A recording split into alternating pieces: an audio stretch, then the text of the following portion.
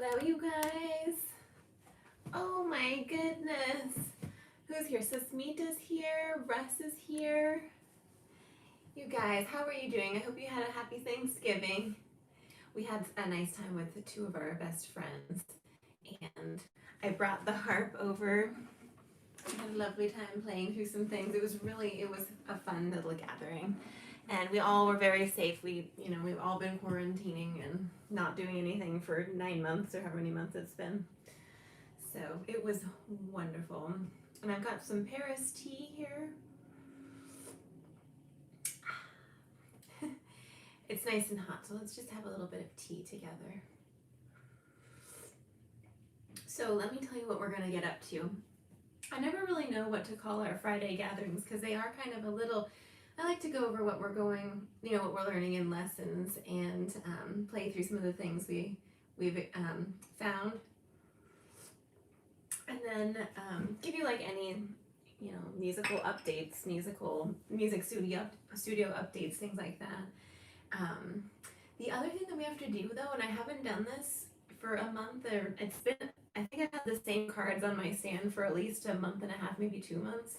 It's time for us to pick new cards because I like to have fabulous tarot cards for inspiration. Hey Muhammad, nice to see you. So I think maybe what we'll do as well is I'm gonna grab my little card deck and we can pick through some cards together. I used to have them for lessons. You could pick like a thought for the day, for your lesson. Let's see. There we go. I don't think I have my wonderful Thoth deck. I'll have to do that another time. But I do have all these. So we'll pick a little thought for the music stand. Okay, so let's see. Let me pop this down. I have to find my other cards that I've had up here.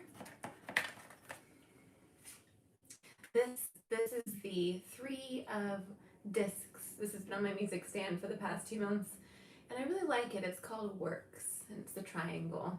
And if you're a student of mine, that we like to do things in 3s, because the first time you get to try it out, second time you try to get another shot, try and fix anything along the way, practice, and then the third shot is to give it your best shot. And if you still are struggling, then you do another set of 3. And it doesn't have to be with like the entire piece, although you can definitely do it that way. I tend to do that with like little tiny bites of stuff that's tricky. So I liked this one because of the symbolism of the triangle of the 3. Very powerful. So, but that's from my Thoth deck. That's in the other room, so we'll have to do that another time. I've also had these lovely fairy cards on my stand. These are from this great deck. Let me show you. The Fairy Oracle by Brian Froud. I love Brian Froud. Just love his art. I find it so beautiful. So I've had this fabulous fairy on my music stand.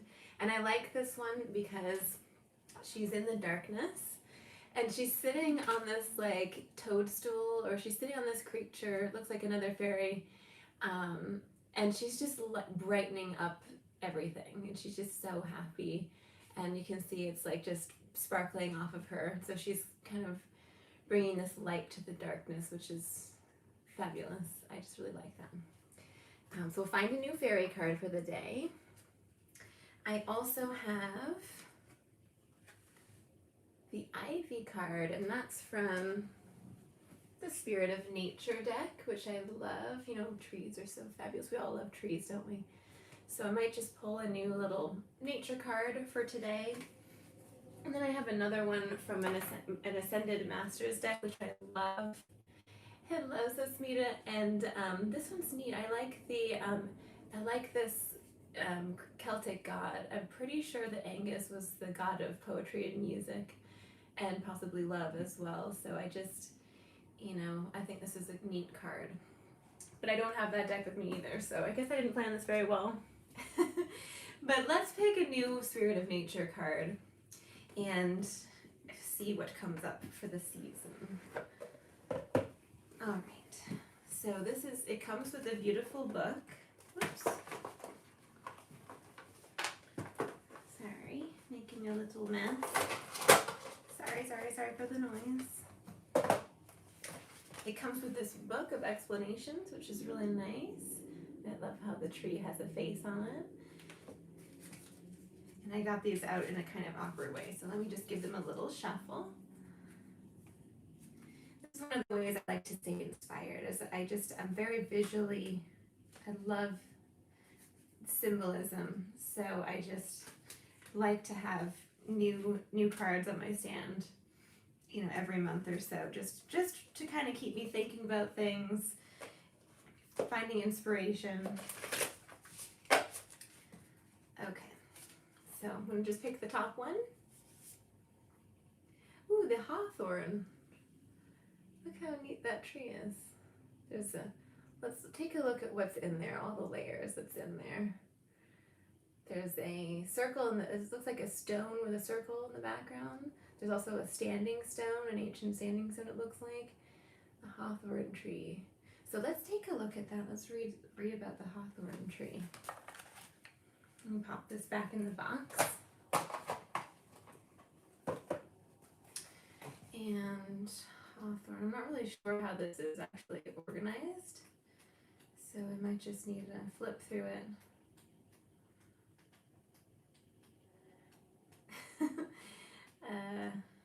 Yeah, I'm not really, as I said, I don't know how it's organized.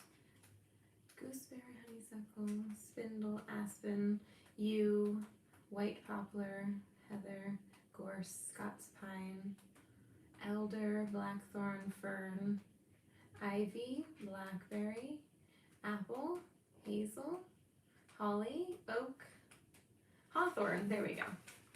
All right.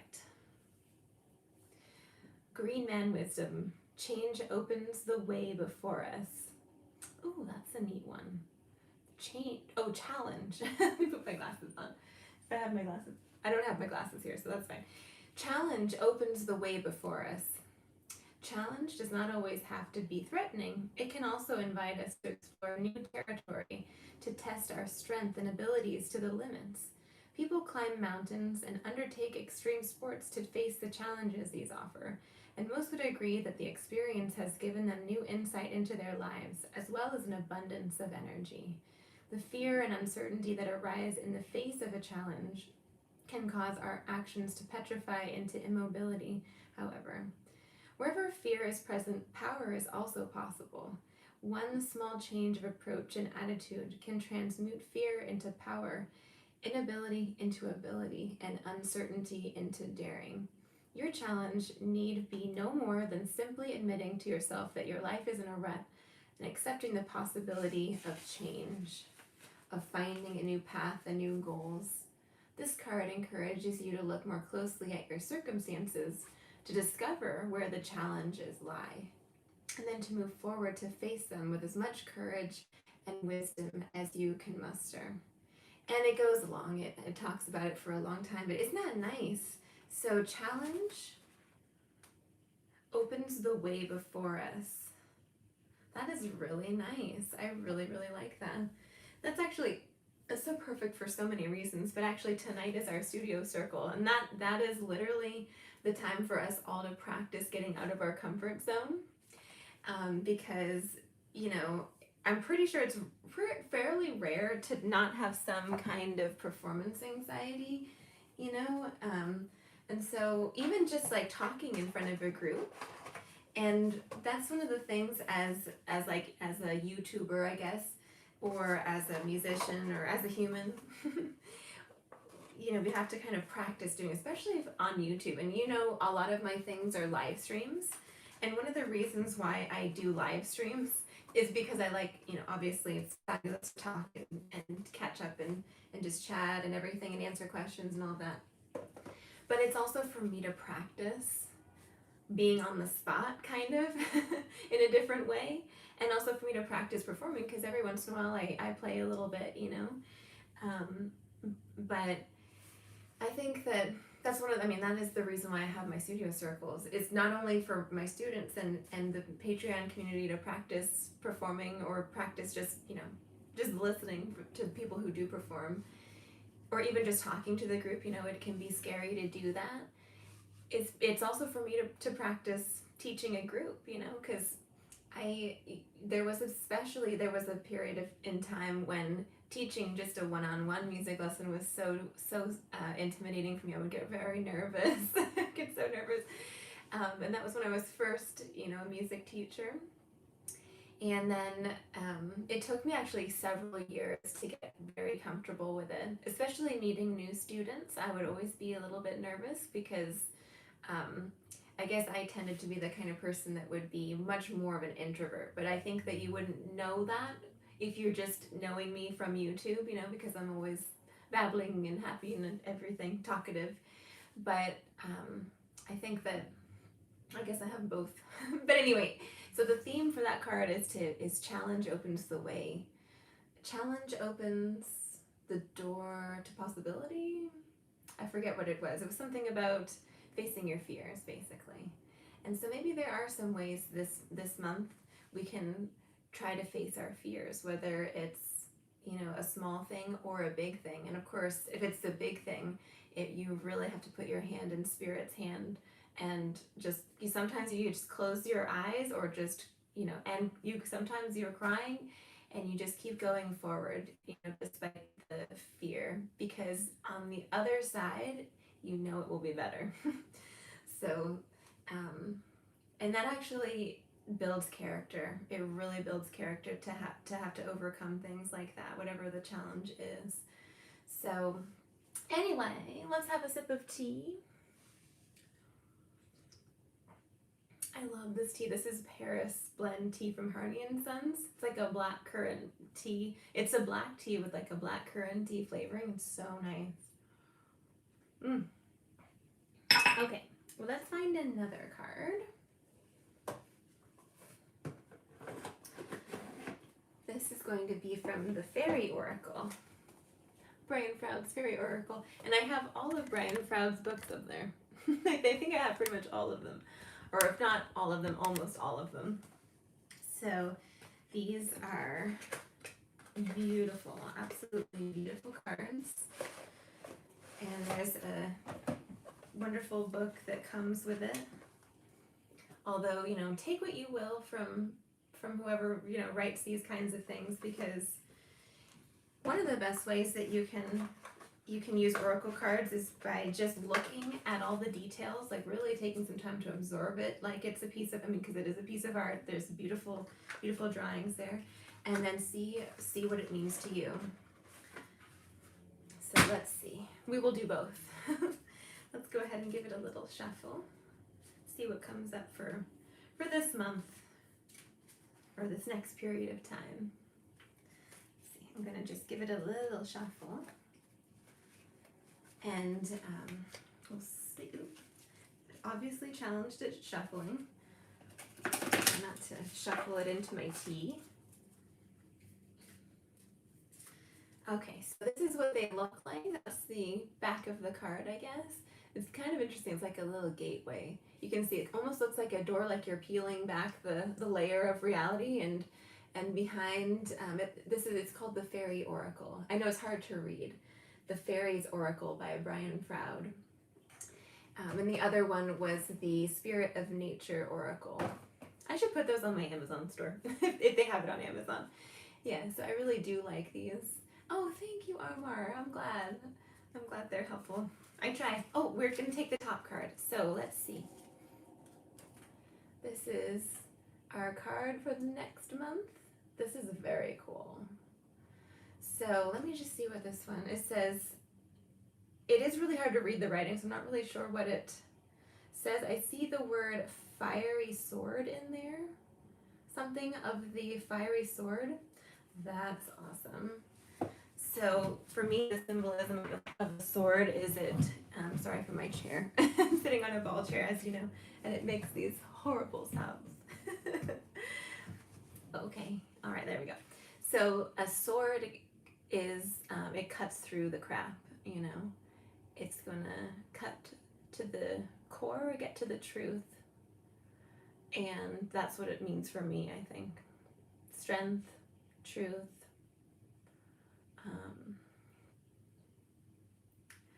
I will learn violin. Which book do I need? There's so many books I'd recommend. I'll have to, we'll get to that. That's a great question. We'll talk about that. So take a look at how beautiful that is. It's in the darkness. It's in this backdrop of blacky blue, and you can see just barely this sword that's white. It might have some heat behind it. It might be cold. It might be warm. And there's almost like a face in there. Very cool. And blue for me is definitely communication. So maybe speaking your truth, maybe sharing how you feel, expressing how you feel, being true to yourself. I feel like there's some element of truth in that. That's what I would take from this. But I'll have a month to contemplate it. So those are the 2 cards. Next time we'll have to oh, you know what? It could also be seeing the truth of your reality, of your situation, being honest with actually what's going on in your life, looking at it from above, perhaps. Because the other card that we had was challenge opens opportunities or something. Conquering your fears, moving forward despite fear, being afraid, having courage. So sometimes, isn't that neat, the combination of seeing what's real and then making it maybe possibly difficult decisions based off of that? Isn't that interesting? So I'm gonna pop these right here. That's just one interpretation. I'm sure there's so many different interpretations. So let me pop those away. That was from Brian Froud's Fairy Oracle. And one of the things I like to do, there was a time when we were doing this with lessons, is I would grab one of the fairy books, like the really big books, and we would kind of have that fairy keep us company for lessons. It would be the inspiration fairy, so you could imagine that the fairy was in the room with you, and like some fairies are really funny looking. Like sometimes they have like a serious face, and you could just imagine. If you were playing, let's say you were playing like a really passionate song, and you had this fairy that was like in the background, how funny that would be. Or if you could like maybe try to have him change his mind by your beautiful playing, things like that. So I love working with art. I love working with fairies and cards and all that kind of thing, all the different kinds of things we can work with. So next time we'll have to pull some cards from the Ascended Masters and the Thoth deck. Those are the last 2 cards we need to get, but I did not bring those with me into the music room, so next time. Alrighty, so some music books when you first start playing. If there was one book that you should get, it would be the Leopold Auer Graded Course of Violin Playing, Book 1. It's in my shop, so there should be in the description. If you click the description of this video, if you scroll down, there's a few different links. There's a Patreon link, website link, probably something else, maybe Instagram, and then at the bottom there's a link to my Amazon store that has all my teaching materials.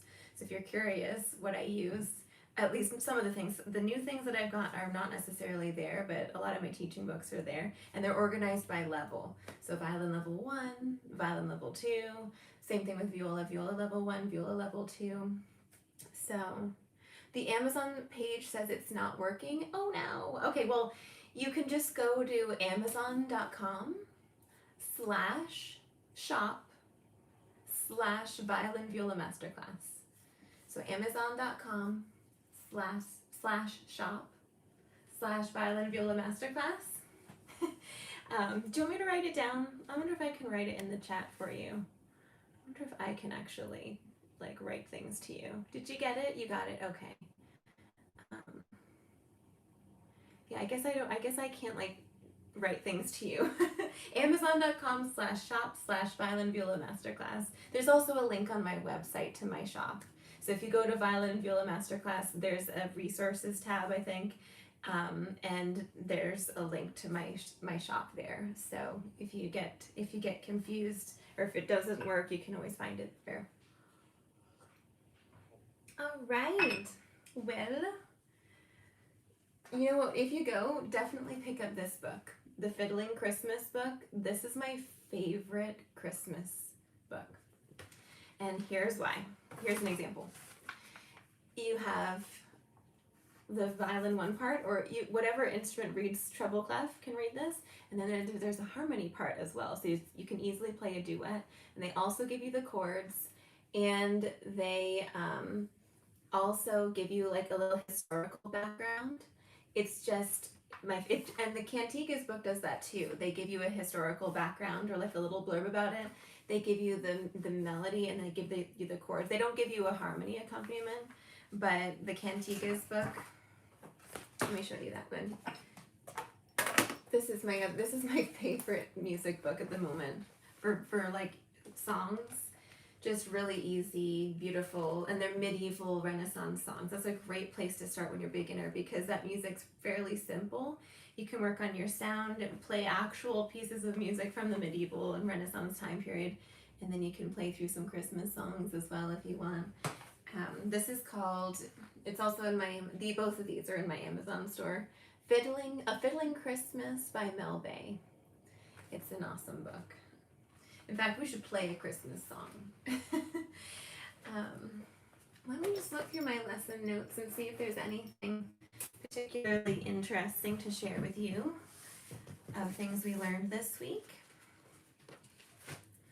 So let's see, let me just find what week we're in right now. Can you believe it's almost December? It's almost December. It's amazing.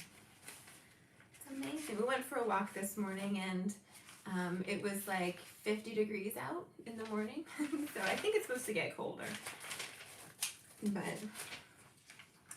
okay, so I'm just gonna scan backwards from lessons. So we're working on listening to, we've been really in depth listening to seconds and thirds. Several months ago it was just seconds and thirds.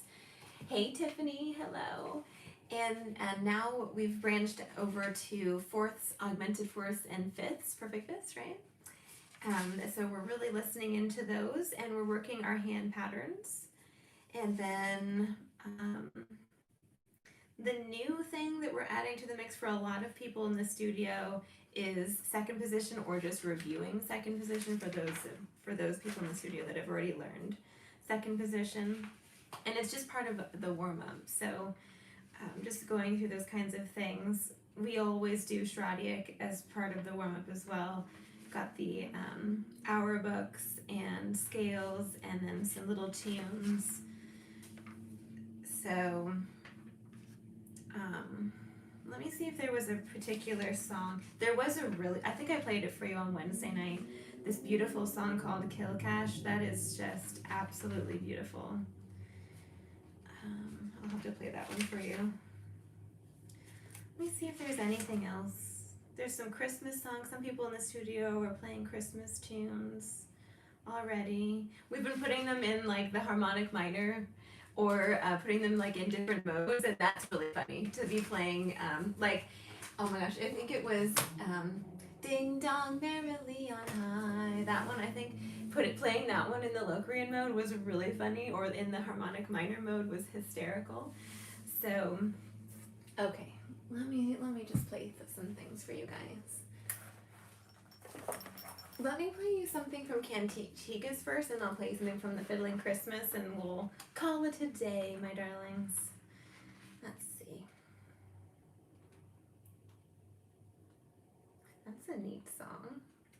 I like to open this book and just see what the universe finds sometimes.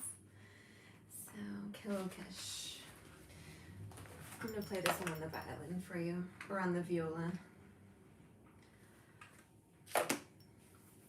I'll play on the violin. I don't think I've played the violin recently. Gosh, my chair is just so noisy today. I have a little towel that I sit on, and then I put the ball on. Let's see if that's any better. Not really. Not really. I need to get a better chair, I think. Okay.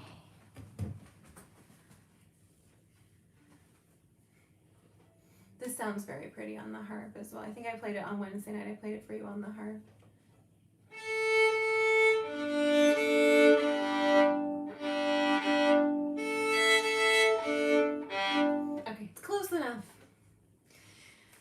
Lament for Kilkesh is one of Cantiga's most requested tunes. It's from Ireland. It is taken from an anonymous 18th century Irish lament about the fall of the House of Armagh, which was stripped of every tree for English cattle grazing.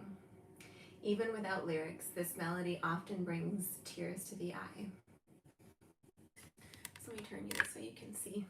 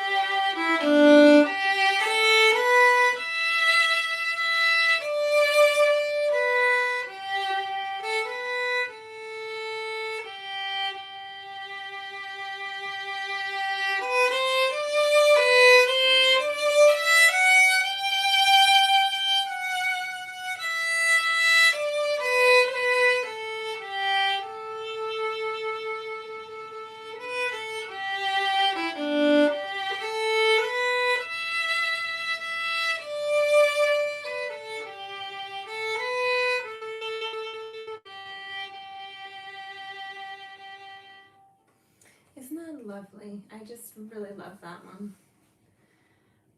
It might be nice to add double stops to that actually. Here, let me turn you this way so you can see a little bit better.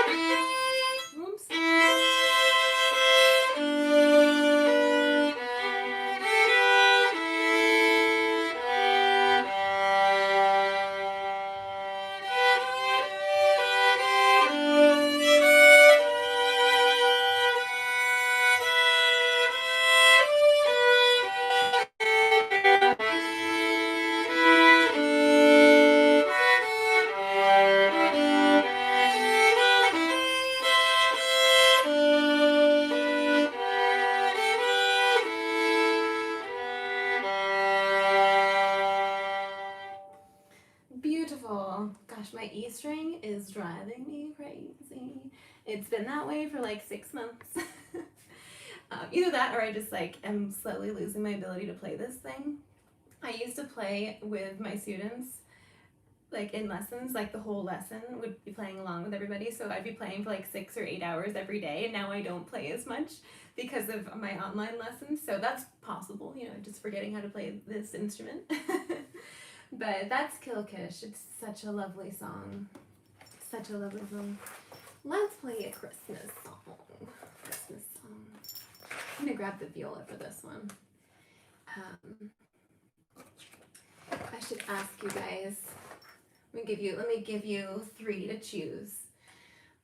O Come, Emmanuel.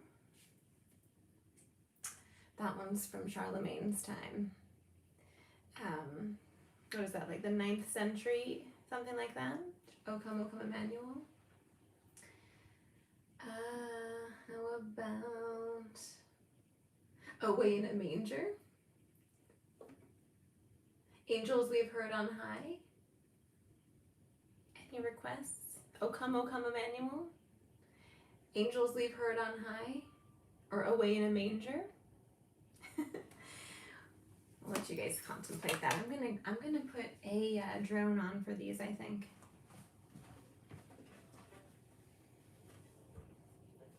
All right. If I have my, I guess I'm just like really unprepared for our live stream today. Oh, here, I think it's in here. I'm gonna just put a drone on in the background. Stairway to Heaven. Maybe next time. Okay, let me see. I'm gonna put on a drone.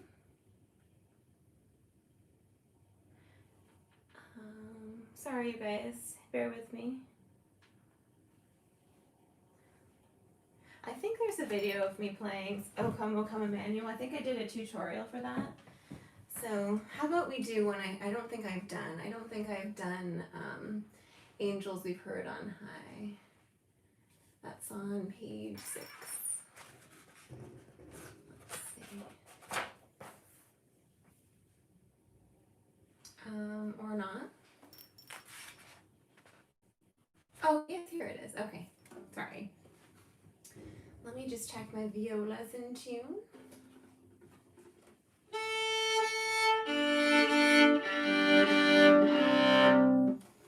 Okay, so this is actually for me going to be in the key of C. So I'm going to put a C drone on. Just turn that up.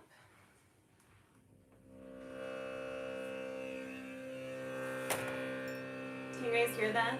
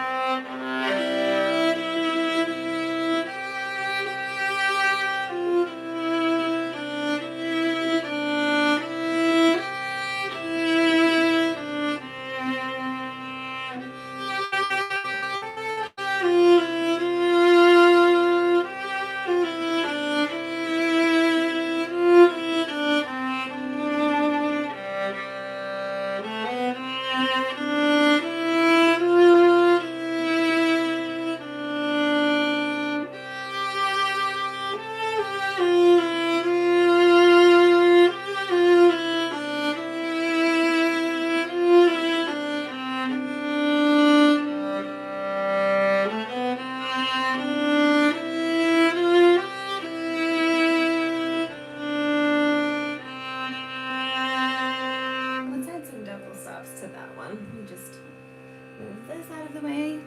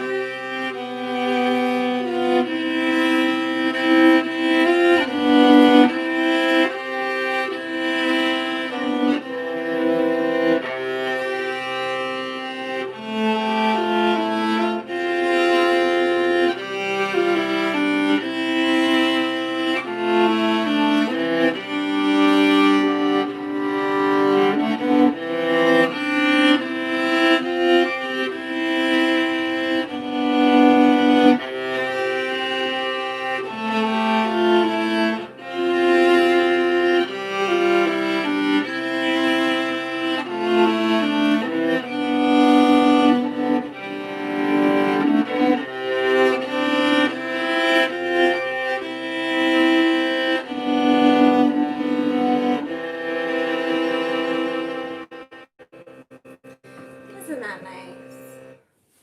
All right, my darlings. Well, thank you for our little gathering today. So I guess if you, what is the reason you tilt your bow hair forward? Okay, that's probably just because I'm like trying to, I'm probably playing in a bad form, but your bow can tilt forward because it, actually there's all these different ways that your bow can actually hit the string. It can hit flat, right? It can hit slightly on the side. And actually, if you hit more on the side, it's kind of like a smoother landing in a way. So thank you, Emma. Thank you, thank you. So, but anyways, I think I'm gonna wrap up I'm gonna wrap up there, you guys. Thank you so much for hanging out today, and I will see. I have to. It's been a week since I've actually uploaded a scale. I'm sorry. I forgot that I needed to upload scales. They're all. For those of you on Patreon, you get a weekly scale to add to your practice, and then I sometimes forget to publish something on YouTube. So I'm going to do that after I wrap things up here. I'm going to post. I think the new whatever scale is next, and. What is something you wished you had known when learning violin as a beginner? Oh, that's a great question. I think that learning my intervals and learning my hand patterns would have been so helpful for me. Really, really helpful. That's why I'm such a big, like, I'm just like always hand patterns, always intervals, all that kind of thing. Because if you're fishing for like, an A or fishing for an E, you might get it just because of your sense of pitch, but if you're hearing the distance between one note that you're on to the next note, you'll always be right on. So, anyways, my darlings, happy Friday. I will see you all very soon, all right? Take care. Bye.